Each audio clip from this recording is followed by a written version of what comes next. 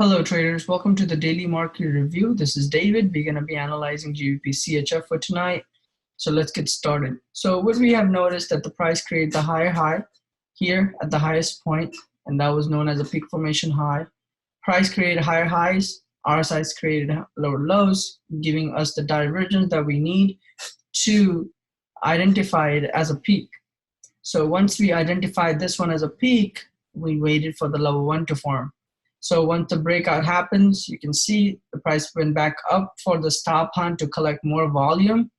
It did the stop hunt high twice, once in the second day, collected a lot of volume, and then pushed the price lower, lower, lower until it broke through that structure.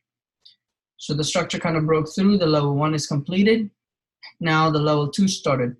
And then you can see that once the price broke below the support, it started to consolidate. That basically gave us the level 2 consolidation.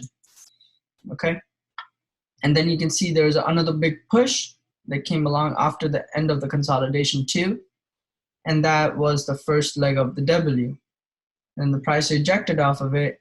The second day you expect the price to come low and then go back up like this, but however the second day didn't come back to the low, but at the same time collected more volume just to push the price lower.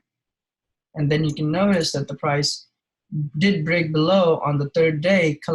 Since it collected more volume to the upside, it needed to do stop hunt low. So the price came back. It did a stop hunt low about 33 pips, stop hunt low, and then the second stop hunt low was about 46 pip.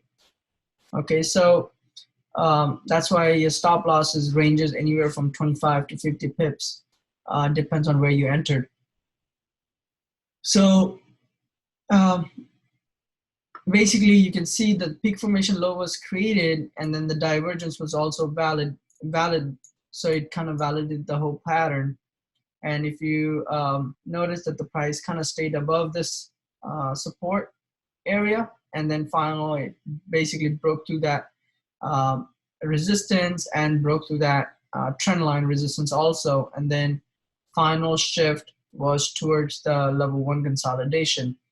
And you can see that the resistance was broken here, but then it had a retracement and then final breakout and a big correction. This whole big correction is just to collect more volume because everybody is trying to go long here, right? Every retail traders are going long all the way till here.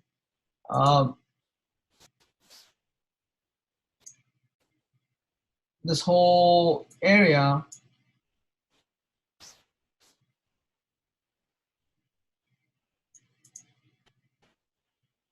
right? I mean, that's basically what the retail traders are doing. They see the trend line breakout and they buy until they get stopped out, right? So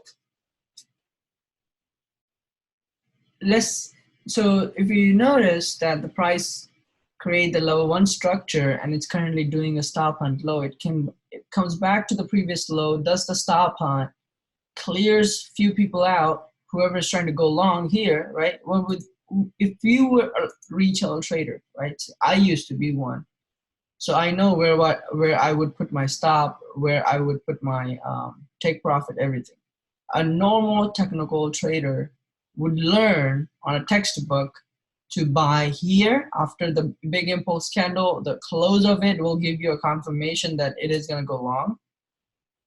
So here you ended up buying, you put your stop right under. That's technical norm.